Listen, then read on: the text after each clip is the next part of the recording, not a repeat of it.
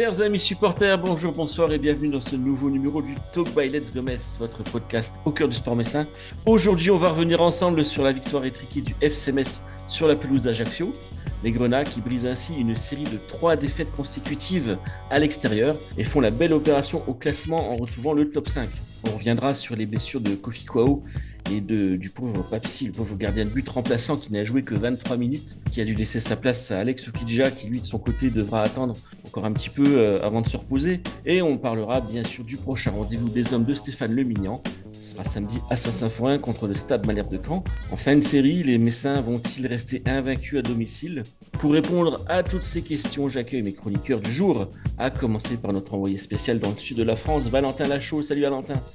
Salut Gérald, bonjour à tous, comment ça va?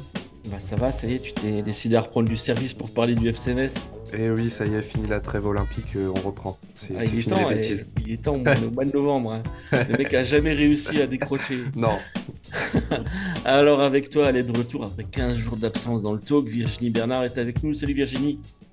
Et salut à tous, ça va bien? Moi je suis contente, victoire, j'aime bien, 1-0, 3-0, 4-0, du moment qu'on avait 3 points, je suis contente. Toi aussi, t'avais besoin d'un break comme Alex Okidja. Ouais, bah tu sais, vie de famille, les gosses, la vie, quoi, le travail. J'aimerais bien qu'il n'y ait que le FC Metz, mais non.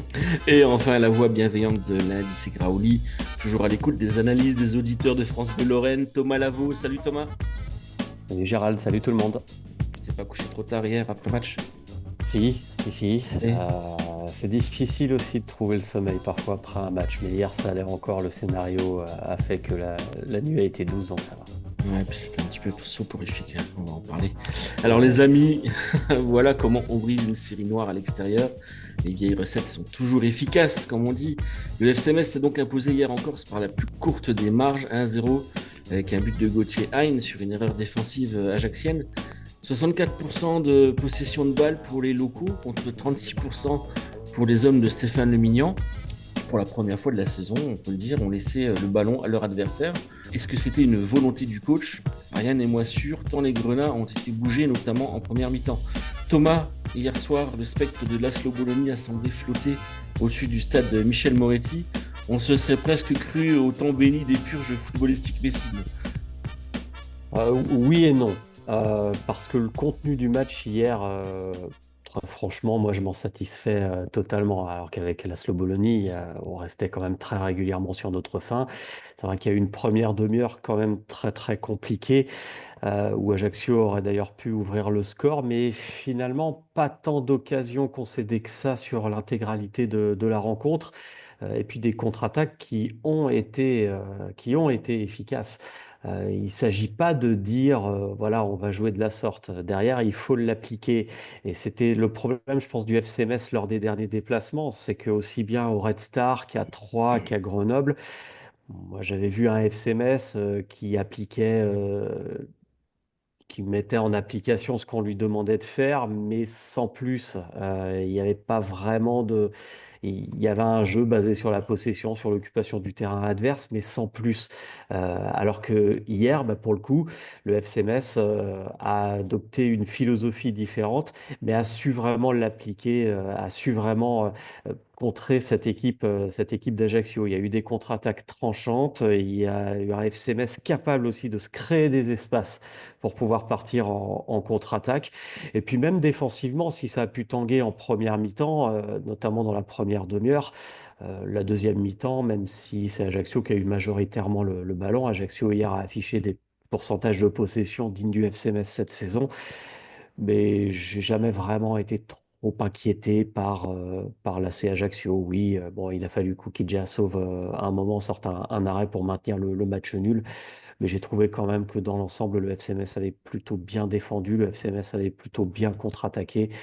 Et cette victoire, sans être étincelante, sans être éclatante, elle fait beaucoup de bien et à mon sens, elle est assez méritée. Heureusement qu'il y a eu l'erreur quand même, parce que sinon, on Oui. repartait qu'avec un point. Hein. Virginie, cette équipe messine a montré qu'elle pouvait faire donc le dos rond et subir, tout en gardant une relative efficacité dans les deux surfaces. Alors je dis relative parce que devant, ça a quand même pas mal vendangé. Tes impressions après cette victoire étriquée? J'ai détesté ce premier quart d'heure. Il m'a fait très très peur ce premier quart d'heure. En plus, ils font quand même une transversale, donc on aurait pu être puni dès le début. La physionomie du match aurait pu être totalement différente.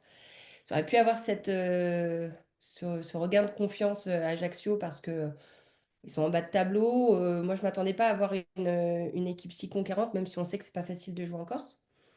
Donc ouais, j'ai détesté ce premier quart d'heure et puis après, j'ai retrouvé un FCMS avec sa rigueur défensive qu'on réclamait depuis longtemps.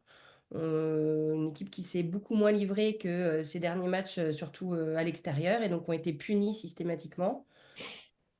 On n'a pas encaissé de but, ça faisait aussi longtemps qu'on attendait ça, vraiment, d'avoir une régularité défensive et de prendre moins de buts. Le gardien, on attendait, c'était notre petite nouveauté de la journée. On s'était dit, tiens, on va voir ce que ça donne. Gros choix du coach. Et puis, bah, alors là, je ne sais pas si c'est le destin, la malchance, la chance pour Alexandre Oukidja. Moi, je dirais déjà de la malchance pour Papsi parce que c'est un peu dommage. Quand tu es deuxième gardien, tu as quand même très, très peu d'occasions de pouvoir te montrer. L'indétrônable, on pensait Oukidja, est resté sur le banc suite à sa grosse boulette. Le pauvre. Moi, je dis juste le pauvre, il n'a pas eu de chance. Et Oukidja, donc arrivé très concentré. On va y Ça m'a revenir justement sur le cas ça m'a d'Oukidja. fait, ça m'a fait plaisir quand même pour lui de montrer qu'il était capable de faire des arrêts, mais ça, on n'en a jamais douté. Et il n'a pas trop fait de boulettes.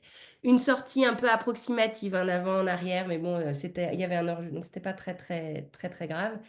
Non, grosso modo, je suis contente de retrouver une sérénité défensive qui nous manquait. D'ailleurs, Traoré l'a dit en sortie de match qu'il se livrait à un moment donné. Dans ta question au début, tu demandais si c'était le coach qui voulait qu'on retourne à ce genre de fond. Je ne suis pas sûre, parce que lui, il a quand même dit, on n'a quand même pas super bien joué. Je pense qu'il a envie d'avoir plus de jeux, plus de pattes. Je pense que les joueurs se disent aussi, on va quand même moins se livrer, on va revenir à quelque chose qu'on a bien connu. Pas autant qu'avec Laszlo Bologna, s'il vous plaît, les garçons. C'est juste ma requête. Valentin, c'est surprenant ce relâchement dans le jeu. Comment tu perçois ça? Est-ce que tu penses que ça faisait, comme disait Virginie, est-ce que tu penses que c'était plus inconsciemment les joueurs qui avaient pensé ça? Est-ce que c'est des consignes de Lémignan? Laisser un peu plus le ballon à des Corses qui, eux, bah, devaient à tout prix s'imposer et relever la tête au classement, donc qui allaient rentrer dedans. De là à dire que c'était des consignes, pareil, je partage, j'en suis pas forcément sûr, mais pour une fois, j'ai envie de dire, le FCMS sait gagner en profitant des erreurs adverses. Alors pour une fois, on va pas s'en plaindre, hein, parce que la semaine dernière, c'était pas la même chanson. Pareil, j'ai pas du tout aimé les 15-20 premières minutes. Après, on est réveillé un peu par Gauthiain et par l'ouverture du score opportuniste. Derrière, on a su faire le dos rond, et c'est ça qui est intéressant aussi de voir, c'est que le FCMS, même quand il est dans la difficulté, il sait être solidaire en défense, notamment. Ajaccio a beaucoup fait tourner pour chercher des solutions, je trouvais, par les côtés. C'était ils envoyaient beaucoup de ballons, de longs ballons, je trouvais. C'était aussi le signe que bah, nous, derrière, on faisait le travail en défense. Et j'ai trouvé ça vachement intéressant. Et c'est important aussi de savoir gagner comme ça, même quand les consignes, c'était peut-être de faire du beau jeu, je ne sais pas. Mais en tout cas, moi, je vais pas dire que je suis content de cette victoire, parce qu'évidemment, on peut toujours faire mieux, mais ces 3 points, c'était très important de briser la spirale négative à l'extérieur.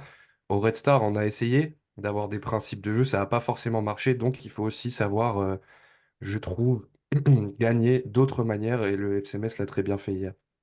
Je voulais juste rajouter quelque chose, c'est que c'est une boulette d'Ajaccio, oui et non, parce qu'en fait, si tu regardes le pressing, il est super haut. C'est vrai.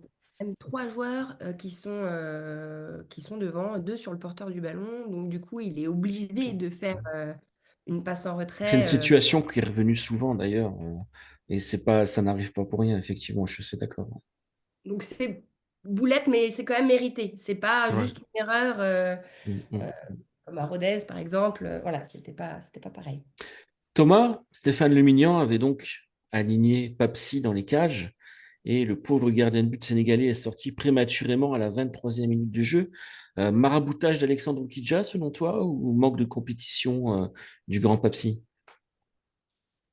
Euh, Bah, ça a quand même l'air d'être la faute à pas de chance. Je pense que c'est pas forcément lié à son manque de compétition.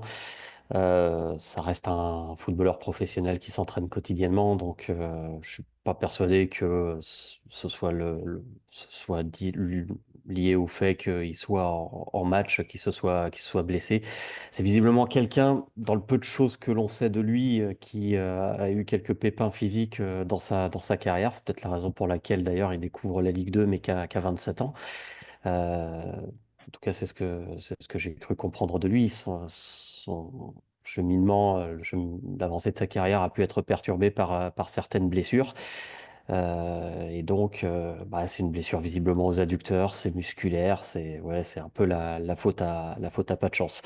Moi, quand je dis que je me satisfais aussi pleinement de la victoire hier, pardon, à Ajaccio et des 3 points, même si ça n'a pas été un match extraordinaire, c'est parce que le FC Metz a su gagner différemment par rapport au début de saison. Et puis c'est aussi et surtout parce que le FC Metz n'a pas encaissé de but, et puis parce que Alexandre Oukidja euh, est ressorti de la rencontre pas plus atteint mentalement qu'il n'était rentré en cours de match.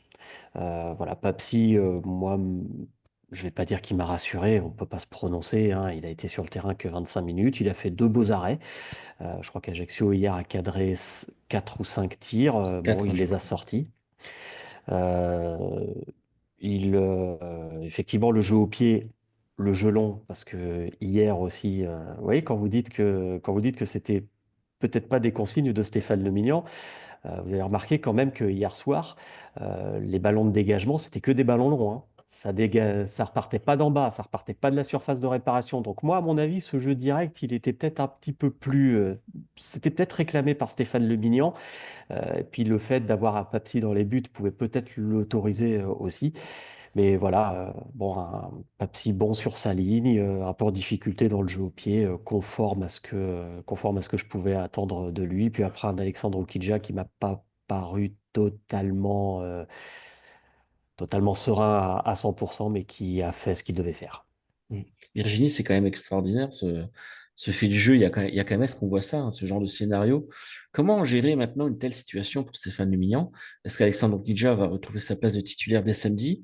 Ou est-ce que Alexis Mirbach peut-être peut entrer dans l'équation, sachant que d'un commun accord, Alex était quand même censé se reposer, on va dire. Et se reposer, hein, c'était le terme. Se reposer mentalement, physiquement. Ah, non, 3 boulettes, c'était trop. Je pense que la colère grondait du côté un peu des supporters, comme c'est normal, hein. Et puis, quand tu dois manager des hommes, tu peux pas laisser un gardien qui fait autant de boulettes avec un gardien sur le banc qui est apte à jouer. Là, la question, elle se pose plus, puisqu'il y a blessure. Donc, je pense revoir Alexandre Okidja samedi face à Caen. C'est pas devenu non plus le pire des gardiens du monde, hein. Je pense qu'il a eu un rappel à l'ordre qui était quand même très important. Là, Papy, malheureusement, s'est blessé. On peut pas dire, on n'a pas vu tout le match avec, si, 90 minutes avec un gardien, genre, on aurait pu avoir une réflexion différente. Là, la question, elle se pose pas. On verra Okidja et puis on espère qu'il sera serein. J'ai pas l'impression que ce soit un garçon qui a un état d'esprit trop sur la revanche ou voilà. On le voyait faire une accolade à l'entraîneur. Donc, je pense qu'il a compris. Je pense qu'il se dit que c'est quand même mérité d'être resté sur le banc. Donc, il n'y aura pas d'aigreur. Je Mm. pense qu'il va pouvoir revenir sereinement, je l'espère. Et puis, c'est bon, les boulettes, on en a fait 3. Tout le monde passe à autre chose, quoi. Ouais, c'est vrai qu'elles sont toutes arrivées en même temps, c'est un peu ça le problème. Et on Valen- ferme le premier poteau, Alex. ouais. Valentin, outre la blessure de Papsi, il y a Kofi Kwao aussi qui a été touché et qui sera absent plusieurs semaines suite à une entorse à la cheville. Coup dur pour les Grenats et retour imminent de Van de Kerkhoff en doublure de Maxime Collin. Ouais, c'est bien dommage. Et puis pour revenir très rapidement sur Papsi, moi je l'ai trouvé intéressant quand on prend le bouillon un peu sur ce premier quart d'heure. Moi je trouvais qu'il avait fait quand même ce qu'il fallait, mais oui, pourquoi c'est très regrettable parce que j'ai bien aimé ce qu'il a fait. Derrière, ouais, Van den Kerkhoff va pas trop avoir le choix que de revenir dans le groupe. Et surtout, j'attends de voir aussi ce qui va se passer pour Kwao parce que les images, ils boitaient quand même assez fort en fin de rencontre. Il y a un gros plan sur lui à la fin de la rencontre, donc on va attendre les nouvelles, mais c'est clair c'est dommage parce qu'on Bah, n'avait pas c'était forcément entorse besoin de ça. apparemment, hein, selon Thomas Jean-Georges, il disait que c'était Ouais, il j'ai semblait entendu être une aussi. entorse. Ouais. On espère que ça va aller pour lui, quoi. Mais Maxime Collin a fait une bonne entrée, je trouve, justement. Oui, Je sais pas ce oui, que tu oui. en penses. Non, c'était intéressant. Et cette solidité défensive aussi à la fin du match, elle est passée par ça. Donc, c'est pas gravissime, mais c'est dommage. Pourquoi? Mm, mm. Alors samedi, les Grenats reçoivent le Stade Malherbe de Caen pour un classique de la Ligue 2 de ces dernières années. Metz qui n'a plus gagné contre Caen depuis 10 ans. C'était le 1er novembre 2014 sur un doublé de Modibo Maïga sous l'ère d'Albert Cartier. Alors je vous refais pas la compo, mais il y avait du Malouda, il y avait du Krivets, il y avait du Giranendo, du Kevin Lejeune, du Palomino et j'en passe. Thomas, samedi face à Caen, les Grenats ont l'occasion, encore une fois, de faire une série. On dit ça après chaque victoire. Est-ce que c'est la bonne selon toi? En tout cas, je l'espère, parce qu'il y a la possibilité effectivement de faire une semaine à 6 points, ce qui permettrait de rattraper la déception de la semaine dernière. Metz s'est repositionné en gagnant à Ajaccio. Attention à cet adversaire qui reprend un petit peu des couleurs, qui vit une saison un peu galère, qui est un peu entre deux eaux, qui a été racheté récemment. Et là, sportivement, ils ont repris un petit peu de couleurs. Sur ce débat Colin Van den Kerkhoff, moi là je suis en train de me demander si on va pas avoir deux football clubs de Metz. Le football club de Metz qu'on a vu hier à Ajaccio, un peu plus pragmatique, au jeu plus direct, et qui le recherche, qui le revendique, notamment à l'extérieur. Et puis un FC Metz qui va rester fidèle à ce qu'on a vu depuis le début de la saison, qui va chercher à assumer la possession de balle et l'installation dans la moitié de terrain adverse, et que l'on verra peut-être un petit peu plus à Saint-Symphorien. On va peut-être, voilà, on a un FC Metz déjà hybride, hein, l'organisation en attaque, l'organisation en défense n'est pas la même. Il y a un réaménagement tactique selon qu'on ait le ballon ou selon qu'on ne l'ait pas en cours de match. Alors, on va peut-être avoir aussi un FC Metz encore plus hybride dans le sens où le FC Metz, voilà, va continuer sur la lignée qui est la sienne depuis le début de la saison à Saint-Symphorien et notamment face au Stade Malherbe de Caen ce samedi, et un FC Metz plus pragmatique, peut-être un peu plus calculateur, un peu plus attentiste, enfin pas attentiste, mais un petit peu plus Avec bas sur le des terrain choix forts à d'ailleurs de l'extérieur. Lumignan, hein. Parce Mm. qu'hier, par exemple, Sané et Diallo qui étaient sortis du groupe. Diallo, on sait pourquoi Thomas, il n'était pas dans l'Empire. Je pense qu'il avait peut-être aussi un petit peu besoin de respirer, Papa Madou Diallo. Il a fait une bonne entrée dans le groupe. Euh, Ses prestations à l'image de l'équipe étaient moins satisfaisantes. Bah voilà, il avait peut-être aussi besoin un petit peu de réfléchir. Et puis je pense que Stéphane Le Mignan également dans cette optique de ne vouloir laisser personne, et on va peut-être en revenir d'ailleurs au débat Colin Van den Kerkhoff, dans cette optique de laisser personne sur le bas-côté et d'offrir du temps de jeu à tout le monde. Bah, Morgan Bokele méritant aussi, et il l'a prouvé d'avoir du temps de jeu, même plus que cela, de démarrer une rencontre. Bah, pour moi, c'est la raison pour laquelle Papa Madou Diallo était resté sur le banc, enfin même pas dans le groupe d'ailleurs pour ce match à Ajaccio. Donc voilà, il y a une gestion un petit peu humaine. Voilà, il y a des joueurs qui vont enchaîner les titularisations, qui vont peut-être avoir des matchs de repos. Ça s'est déjà vu. Ça s'est vu hier à Ajaccio avec Papa Madou Diallo. Et c'est pour ça que samedi face à Caen, même si Maxime Collin a fait une bonne entrée hier à Ajaccio, bah, finalement, pourquoi est-ce qu'on ne mettrait pas non plus Kevin Van den Kerkhoff, puisqu'on va être à domicile, puisqu'on va essayer de jouer.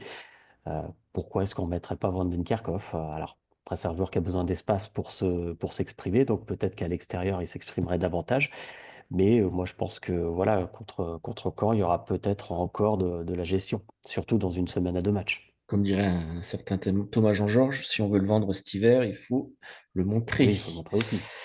Virginie, il va falloir trouver des ressources, des solutions samedi face à Caen, parce qu'hier, on a encore vu une attaque qui manquait quand même de réalisme, à l'image de Cheikh Sabali, qui ne réussit plus à marquer depuis plusieurs rencontres.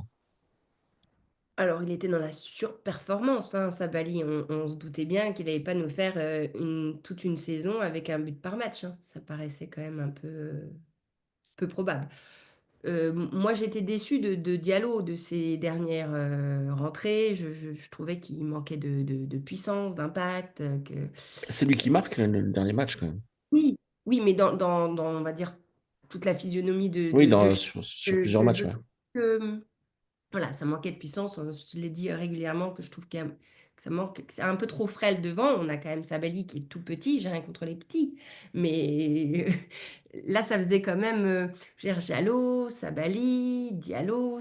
Pour moi, ça me manquait quand même d'impact. Bokele, je trouve il apporte tout ça. Et j'ai trouvé qu'hier, il avait fait quand même ouais, une belle prestation. Et j'aime bien son jeu en première intention également. Oui, c'est vrai que ça manquait ça, un petit peu de spontanéité. Il a tendance effectivement à aller vite vers l'avant et à vouloir tenter. Effectivement, tu as raison, c'est quelque chose qui manquait peut-être. Ouais. Qui manque. Donc, j'ai encore envie de revoir. Moi, je parle aussi de ce que j'ai envie de voir en tant que supportrice, téléspectatrice ou spectatrice. Donc, voilà, ça, j'ai vraiment envie de le voir. Et puis, encore une fois, je trouve que ce qui change beaucoup cette équipe, c'est ce milieu de terrain. Hier, on a eu un beau match aussi de Stambouli et j'ai trouvé que ça apportait quand même beaucoup de maturité à cette équipe. Des belles passes. Quand Jallo y joue, bon, bah là, voilà, il a du foot en plus, ce garçon, hein. Je trouve que c'est voilà, son pied et puis son œil. Alors après, c'est jaloux, hein. Il est là, puis après, il est plus là. Je sais pas ce qu'il fait, il a des absences. Je sais pas, je sais pas. Moi, c'est une énigme pour moi, ce garçon. C'est vrai qu'il fait, à un Parce que moment donné, il fait une espèce de déviation sur une contre-attaque, une passe du pied gauche, mais elle est incroyable, cette passe en voilà, diagonale. Je sais pas si vous avez l'image, mais c'est assez fou, quoi. Les gestes qu'il est capable de faire, des fois, Jaloux, il est c'est capable de impressionnant. faire des gestes incroyables et on en attend plus. Donc, c'est pour ça que ça a été aussi un peu une déception à un moment donné, parce qu'on voit son potentiel à certains moments.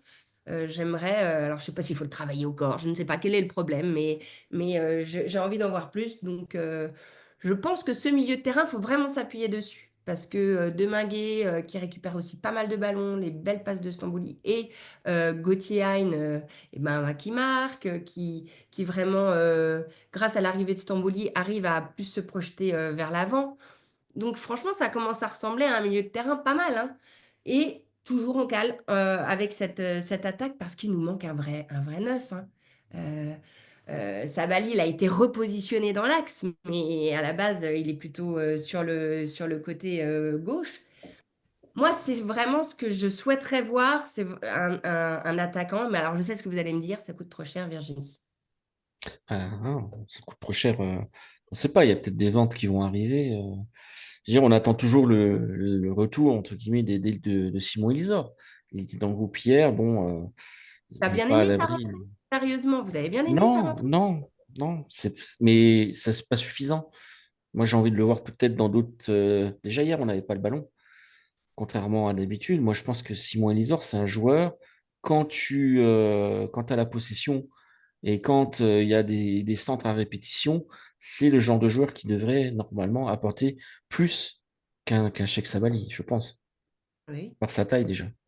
sa taille déjà, mais là, j'ai une image en tête. Il est sur en haut du terrain à gauche, près du corner, et il garde la balle, il la passe pas, il met 1 heure à prendre une décision, et après, il fait une sorte de petite geste technique pour pas sortir la balle, et la balle, elle C'est vrai que sort. son premier ballon, c'est un contrôle du genou. C'est vrai que c'est Je me compliqué, dis mais après, non, bon, et là, au bout d'un c'est. moment, on rigole pas. Tu es là pour montrer que tu as ta carte à jouer, et puis on attend de toi que tu sois efficace. Donc moi, on l'a pas pour moi, ce numéro 9 qui manque tant. Je pense qu'il faut rappeler Juliano Scuca. Valentin, Caen n'est clairement pas à sa place au classement, mais les Normands retrouvent petit à petit des couleurs, comme disait Thomas tout à l'heure. Sur le papier, Metz est meilleur, mais il faudra malgré Mm. tout s'appliquer et surtout gérer la pression à Metz, parce que Metz est invaincu à domicile, et donc il y a un Ouais. statut à assumer. C'est ça, bah, quand ça sort d'une victoire 3-0 contre Martigues, bon, le contexte était particulier, c'était le premier match à Guignon pour Martigues, donc très compliqué. Par contre, victoire, je trouve, plus convaincante face à Bastia. Caen n'est pas à sa place, mais a manqué de régularité, je trouve, cette saison. Voilà, Thomas a expliqué le contexte, je vais pas revenir dessus. Mais voilà, on va être à Saint-Symphorien, et on a de quoi faire au niveau du jeu. Enfin, je serais franchement déçu si on venait à perdre contre Caen cette fois-ci, même si, tu l'as dit, ça fait très longtemps qu'on n'a pas gagné contre eux. Mais voilà, Après, c'est on le perd pas moment. forcément. Hein. Ces 10 dernières C'est ça, années, on a il fait y a beaucoup des, de il y a matchs des- nuls. Hein.